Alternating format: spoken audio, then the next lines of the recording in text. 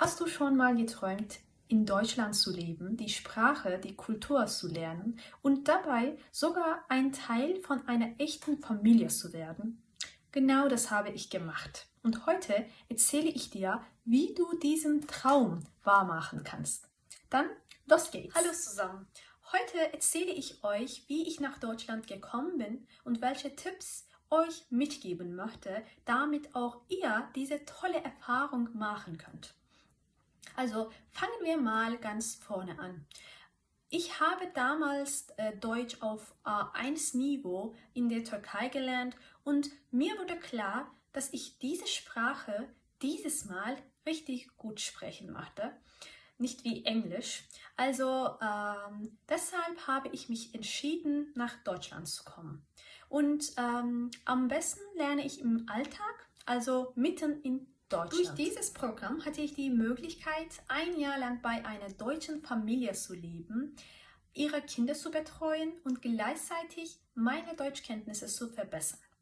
Das Programm ideal für alle, die die Sprache lernen, die Kultur erleben und gleichzeitig arbeiten möchten.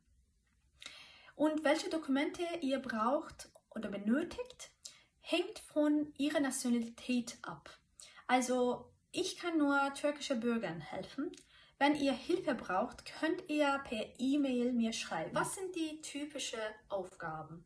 Als Au-pair kümmert ihr euch hauptsächlich um die Kinder.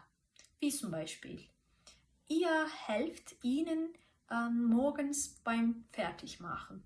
Oder ihr unterstützt bei den Hausaufgaben. Oder anderes. Also ihr begleitet sie zu Hobbys oder zu den Aktivitäten. Natürlich je nach Familie unterschiedlich. Hier war eigentlich meine persönliche Erfahrung. Ich habe persönlich ein Jahr lang als Au-pair in Deutschland gearbeitet. Und das war natürlich nicht immer einfach. Also eigentlich nie einfach, würde ich sagen, weil man viele Nachteile hier hat. Wie zum Beispiel Sprachniveau. Also als ich hierher gekommen war, hatte ich das Sprachniveau A1. Das reicht einfach nicht. Deshalb schlage ich euch vor, dass ihr ohne das Niveau B1 nicht hier kommt. Also obwohl die Sprachvoraussetzung A1 ist, solltet ihr mit dem Niveau B1 hierher kommen. Würde ich sagen. Meiner Meinung nach ist das so. Warum? Also, weil das Sprachniveau unbedingt wichtig, damit ihr mit der Familie gut kommunizieren könnt.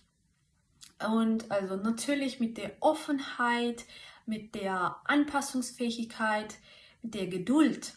Also könntet ihr besser miteinander gehen, würde ich sagen. Und ich habe selbst auch viele Sachen über die deutsche Kultur gelernt. Nicht nur die Sprache, sondern auch die deutsche Kultur. Das war genau mein Ziel damals. Also ich wollte auch die Kultur verstehen, bevor ich die Sprache lerne. Ich schlage deshalb euch vor, dass ihr durch dieses Programm diese Sprache lernt. Und ja, also man lernt auch über sich selbst etwas kennen, würde ich auch sagen. Zum Schluss möchte ich auch etwas hinzufügen. Damals habe ich auch viele Menschen gesehen, die als Au-pair überhaupt nicht zufrieden waren.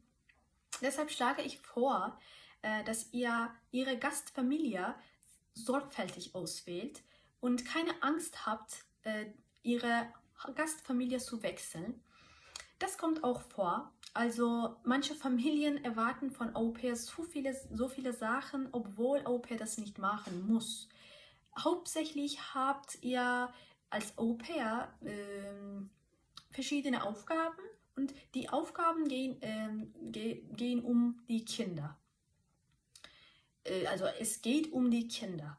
Deshalb solltet ihr ein bisschen vorsichtig sein und nicht vergessen, was eigentlich wir in Deutschland lernen möchten.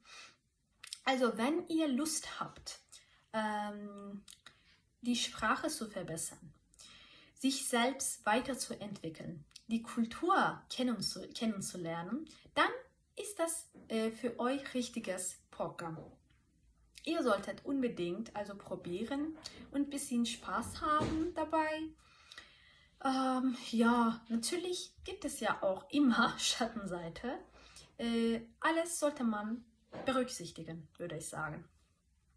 So, ja, das war's. Ich wünsche euch viel Erfolg, alles Gute und wir sehen uns beim nächsten Mal. Tschüss!